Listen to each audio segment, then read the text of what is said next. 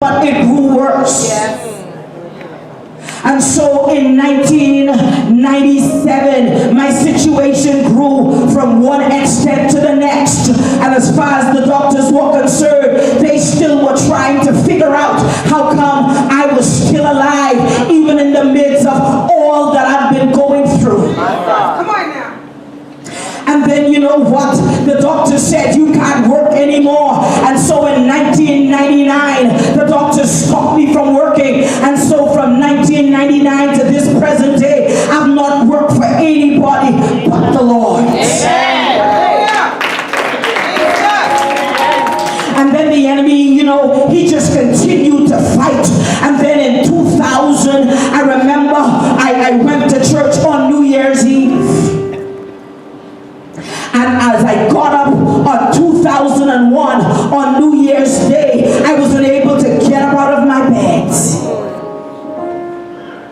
Had an attack from hell, where I got up with all of these water pimples all over my legs, and nobody can tell me what caused the water pimples. From doctor to doctor in Nassau, and nobody could have helped me. And then I had to go to the United States, where I had to come over here to get medical attentions, and got to the doctor who you thought would have been the best, and they looked at me and said that they didn't know what it was.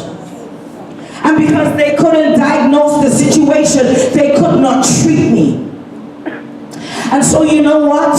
Even as they said there was nothing they could have done for me, I was sent to the University of Miami, where I was sent there as someone for them to do some researches on. And you know, even as they did their research, at the end of that research, the situation still said unknown. By this time, just like the flesh was just falling out of my legs. They looked like clay, like the clay that your kids would play with. My flesh became like clay, and as you were to put water on them, the flesh would just roll off my legs and just left holes. And so I had holes on my legs like the size of my hand. Yet nobody can say what's wrong with me. And so I got to the point where I began to ask God, what's going on? What are you doing, God?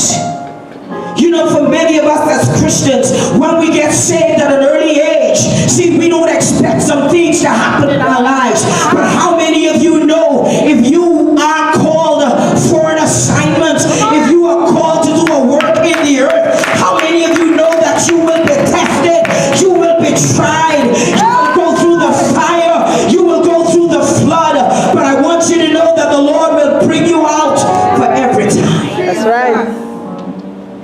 The Lord brought me out. And then I remember one day, as I was getting dressed for work, I had just done some blood works, and you know what? I was called back to the United States to say, listen, you need to come right away. Why do I need to come? Because your blood works came back, and as far as we are concerned, some stuff went wrong somewhere. Came back to the United States, got in the doctor's office. I took my sister with me, who's a nursing officer back in the Bahamas.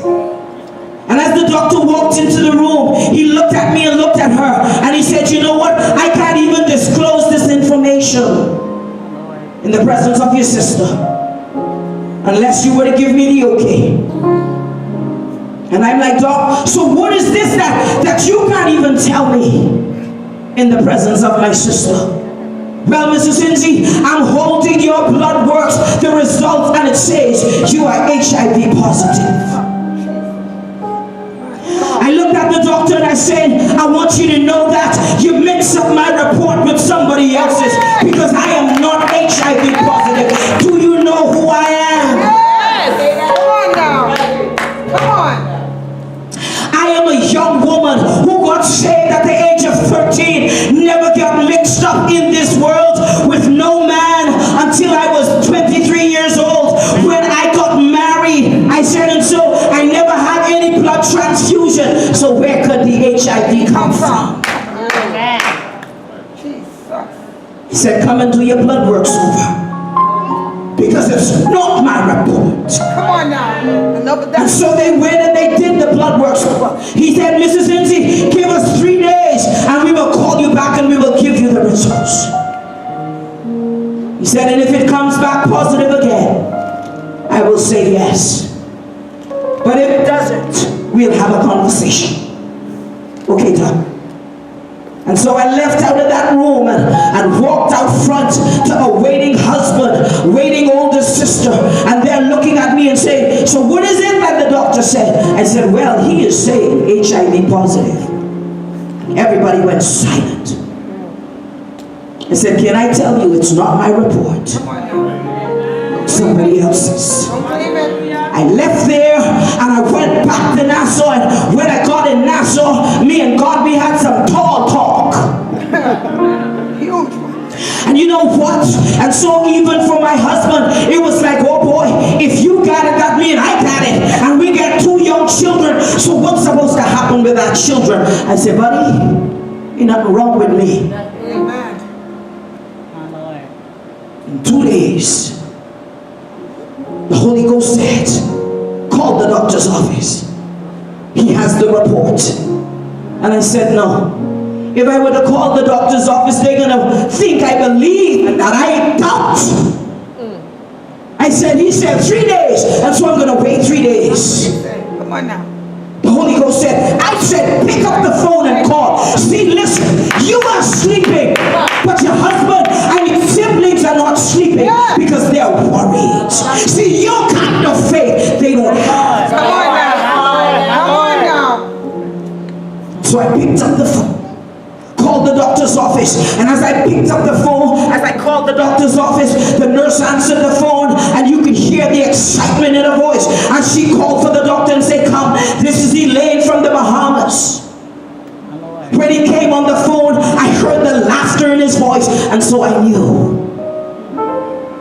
He said, Mrs. Lindsay, just like you said, we mixed up your reports with somebody else's.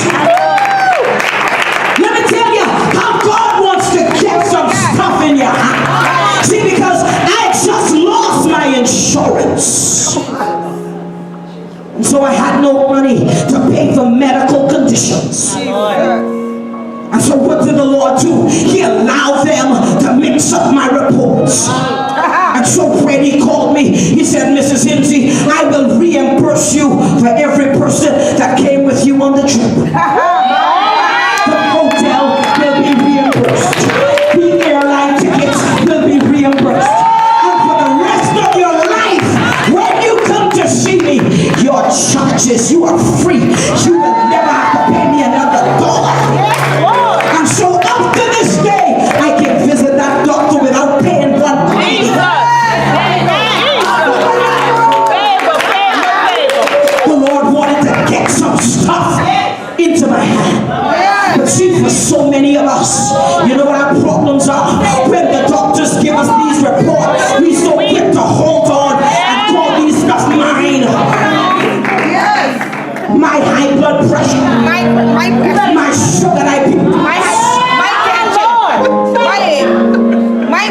cancer, the big C. And God says it's a little C because it's only a spirit. And so after he gave me my report, I called up the rest of those siblings who weren't sleeping so that they could get some rest. But you know, the enemy never stops with an intercessor, and every time your situation, it doesn't get less, but it gets worse. See, because God wants to increase your faith. And so it goes from one dimension to the next. And so there it is. The doctors thought they came up with something that would help me.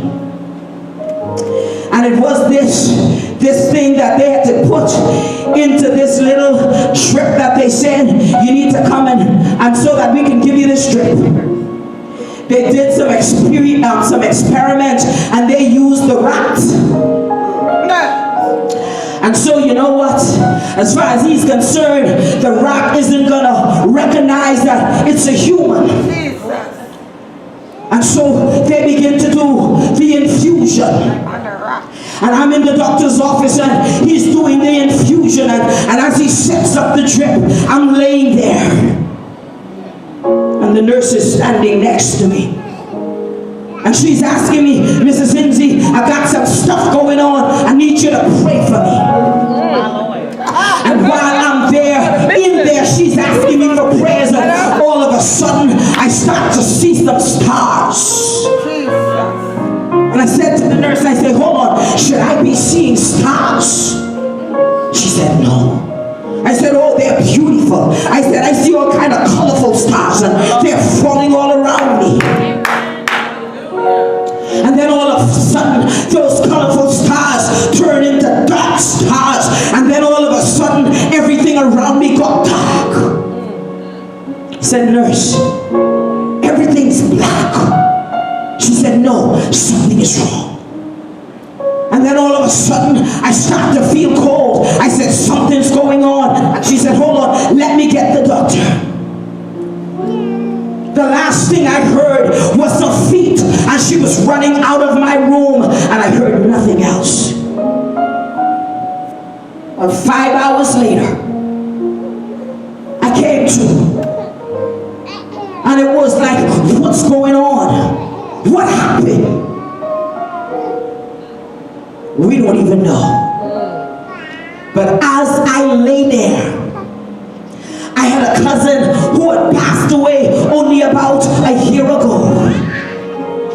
And the face that came into my face as I was going was the face of my dead cousin. And I said, no, sir, Not today.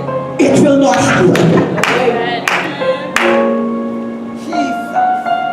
And so he looked at me, the doctor, as I came to, and he said, listen, Mrs. Lindsay, we have to stop the drip. I guess that rat recognized that it was a human, and that rat began to respond and reject. Jesus.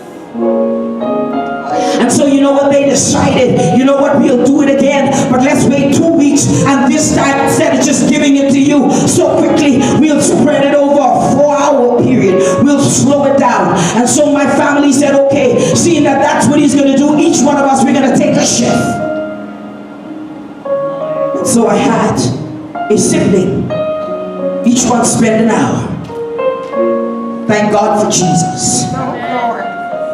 On the final hour, it was my sister who was the nurse. And when she walked in, the first thing I said to her was, I don't know why I'm cold. She said, but you shouldn't be cold because in here isn't cold. I said, listen, I'm freezing cold. They got one blanket, wrapped me in the one blanket, I'm still cold. They wrapped me in 5 blankets, I'm still cold. They have 5 pairs of socks on my feet, and I'm still cold. Jesus. And then all of a sudden she said, hold on, let me do some blood pressure. And she tried to take some blood pressure from my hand, but nothing would show up. No reading. And then she went to my foot and she put the thing around my ankle to try to read, and there was no reading even from the foot parts. And then all of a sudden I felt my body, as my body began to lift up the table. I'm jumping off of the table. And then I remember her pinning me down on the table, and as she lay on me to pin me on the table, I heard her screaming for the doctor. And as she's screaming for the doctor, she began to cry. I said, no, it's no crying time. I said, I need you to come in agreement with me and say these words with me. Satan, the blood of Jesus is against you. And as she began to say it behind me, Satan, the blood of Jesus is against you. On the 3rd time, I remember nothing. When I came 2 hours later, the devil was angry because I had a preaching engagement on that Sunday. I went there that Thursday, and as far as the enemy was concerned, I'm going to make sure you're dead before that preaching engagement. So when I came to, the doctor looked at me and he said, You know you can't preach on Sunday. I said, that devil that talking in you is a liar. I said, I will be in the pulpit on Sunday morning and I will preach like someone who's lost their mind. And on that Sunday morning, at this time, the enemy had taken all the flesh from under both arms. And so when I lift up my arms, you could have seen my shoulder blades under both arms. Because as far as the enemy was concerned, you ain't gonna lift these arms in worship. On this Sunday morning, I called wound care at Doctor's Hospital. And I said to the nurse, I said, I need you to be there for me when I come because I got a preaching engagement this morning. She said, Mrs. Lindsay, where you going? You will see how you looking. Listen to me. I was like this because the padding under each arm was so thick I couldn't put my hand down. I said, you know what? God don't need these arms. All he needs is a voice.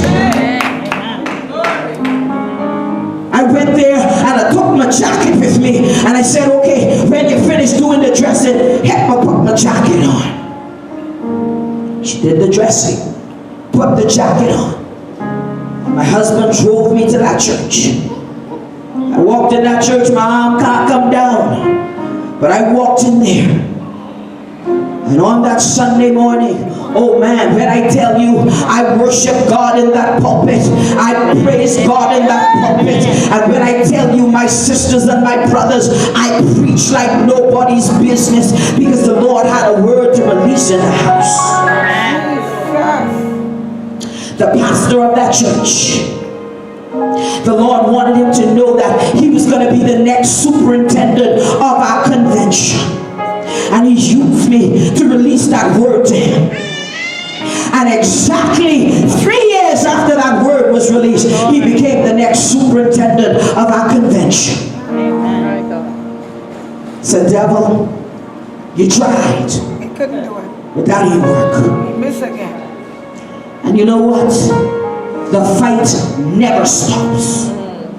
And then in 2009, I got this call to tell me that I needed to come to the University of Miami. And this time they said, you need to come to the Sylvester, that center. They said, because we need to do another colonoscopy because the last result that we saw didn't look good. And so I showed up at Sylvester, and when I got there, they did the colonoscopy. When I came out of the theater, I was told, listen, Mrs. Lindsay, more than half of your colon is covered with cancer cells.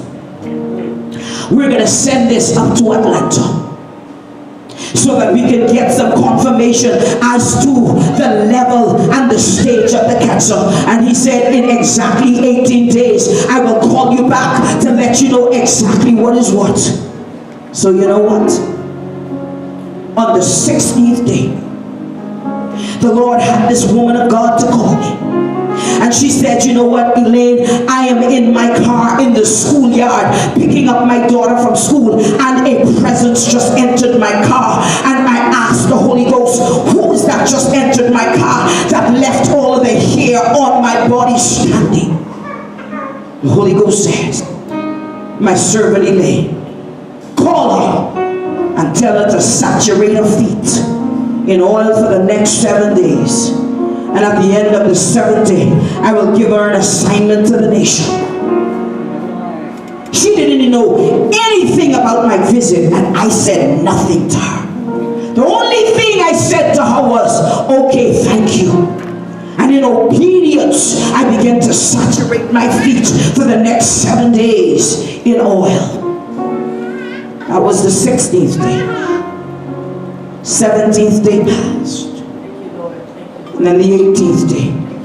I was getting ready to walk out of my house to take a deposit to the mortgage corporation because I wanted to buy this house. And the enemy said to me, you ain't gonna never move into that house. So I'm holding the deposit in my purse, getting ready to go to the bank to take the deposit.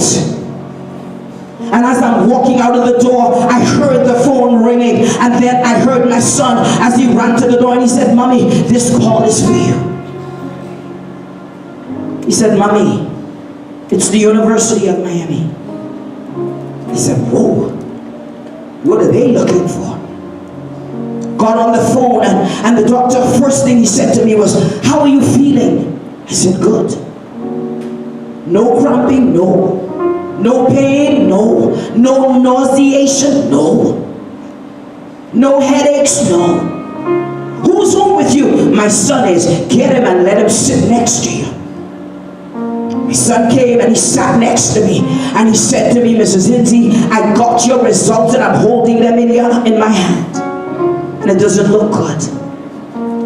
I said, "What are you saying, Doc?" He said, "It's saying that you have stage 3 colon cancer. I need you back in Miami like yesterday." That was a Friday.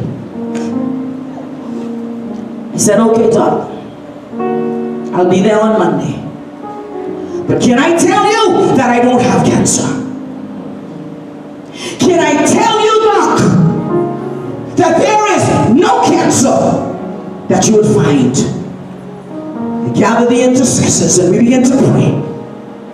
And on that Monday, we left and we went to the United States. And how many of you know, as I got there and they prepped me to take me in,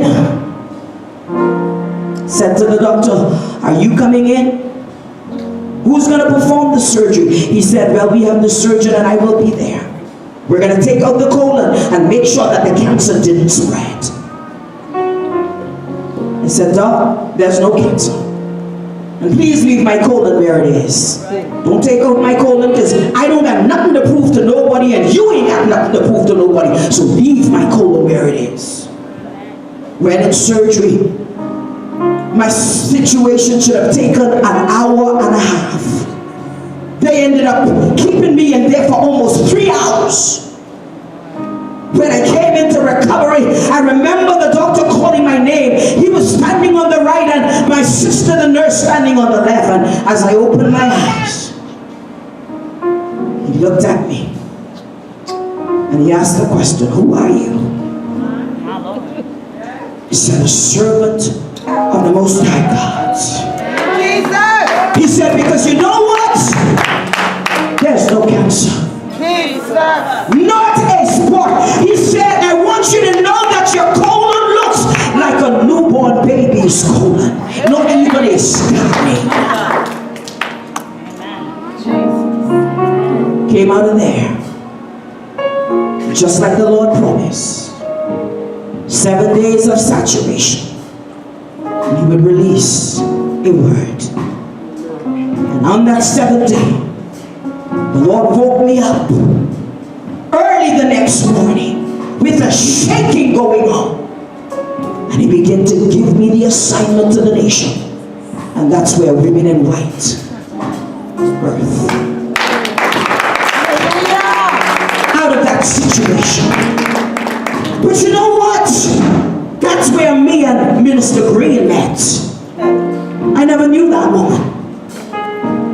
The Lord gave her the same word that He gave me a couple of years before He gave me the word. And then the Lord linked us. And from that day, we have been running together. And I thank God for the woman of God. But you know what? Last year, preached at a Mother Me conference like on tomorrow. And 1 week later, which would have been like the next Sunday, I couldn't get up out of my bed. Rushed to accident and emergency. So much pain, enough to drive me out of my mind. Morphine after morphine, and still couldn't control the pain. And then all of a sudden, I had no more pain. Not knowing why there was no more pain, but after the doctor realized that I wasn't crying for pain anymore, he came into the back. And when he came into the back, he said, "Mrs. Lindsay, you're not crying anymore." I said, "No, because I don't have any pain." When he lifted my hand, these hands that's normal, they were blue. When he lifted the sheet from over my foot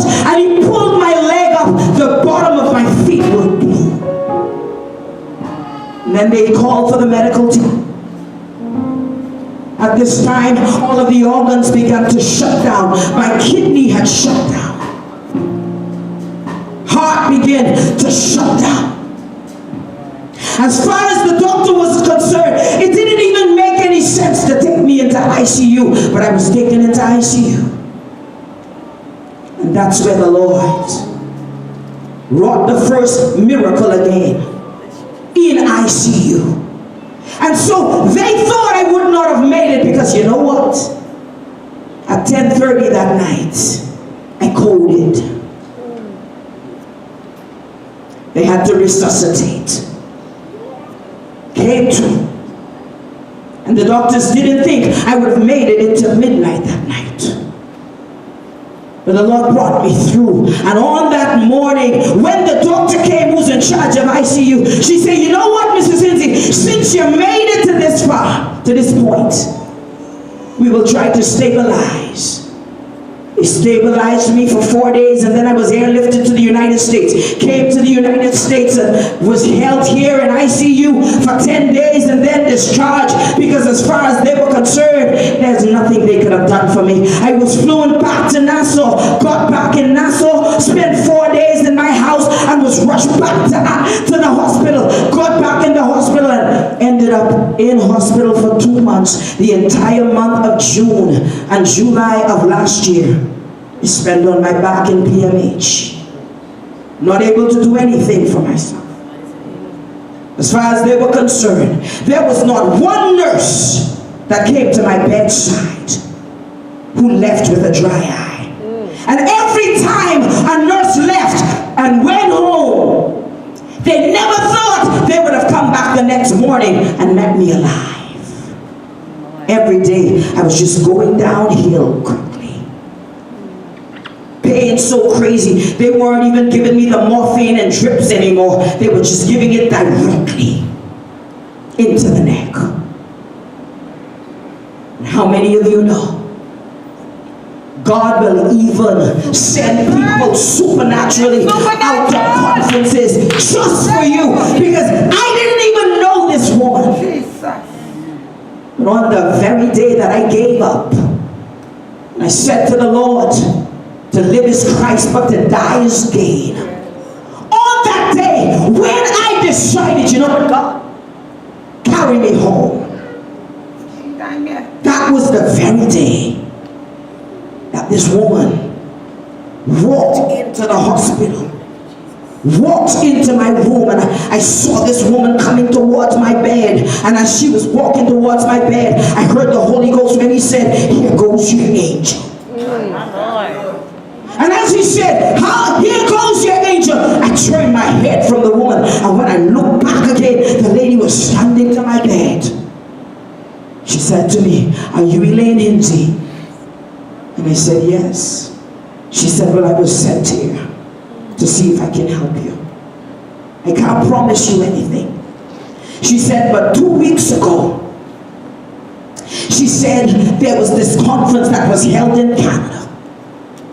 I don't even know anybody with your condition, but the Holy Ghost said, you must go to that conference. She packed up her bag and she went to Canada.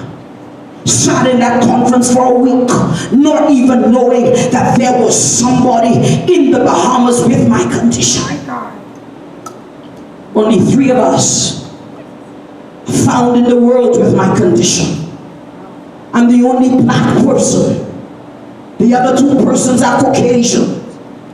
And so as far as my doctor is concerned, somewhere along the line, some white gene somewhere.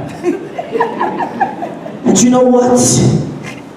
As she came and she said, even as the conference was over, they had this medication, and they said this will help with the pain for these people, to control the pain. And so she grabbed up these medication, very expensive. Still don't know who she's grabbing up these medications for. Came to Nassau, and she said 1 week later, her phone is ringing off the hook. You need to go to PMH. There's a woman that you need to go and see if you can help. She showed up. And as she came to my bed, she said to me, do you mind if I take And I said, I will allow you to, because the Lord has called you my angel. And so she started to unwrap the dressings. And as she began to unwrap the dressings, I saw when she stopped. And the attitude was, Lord, what have I gotten myself into? Because you have never seen wounds like that in your life. The enemy didn't only come for my legs this time, but the enemy even came for the lower part of my womb. The enemy took out flesh, even from my womb. I had holes that went from this side, and she couldn't understand. She said, listen, if there's a hole here, that means there's a tunnel somewhere. And when she took the syringe and began to try to figure out where the tunnel was, as she put the syringe with the water through the front, it came out through the back. Lord, what have I gotten myself into? And even as she ministered, she would keep singing this song. I am the Lord that healeth thee. I am the Lord, your healer. And she said, I don't know why I'm singing this, but she said, every time I come to your bedside, this is what the Lord gave me to sing. And as that woman began to put that ointment on those wounds, it was like somebody was putting cold ice on those wounds that was like fire before. When she was finished, the nurses came down and they were like, hold on, Mrs. Lindsay even didn't ask for no morphine. And you did that, and I didn't hear her make a sound. Oh my God. What is that you're using? She said, miss, all I know is the Lord said, put it on. And that's exactly what I'm doing. Can I tell you that that was the last day that I ever used morphine? From that day to this, no more morphine. How many of you know that the Lord will even send people out of town just for you? Amen. If you trust Him enough. Amen. And then the doctors came in 2 days later, said to me, Mrs. Lindsay, we don't even know what's wrong with you, because we are so confused. I said to the doctor, I said, can I tell you something? I know that my situation is spiritual.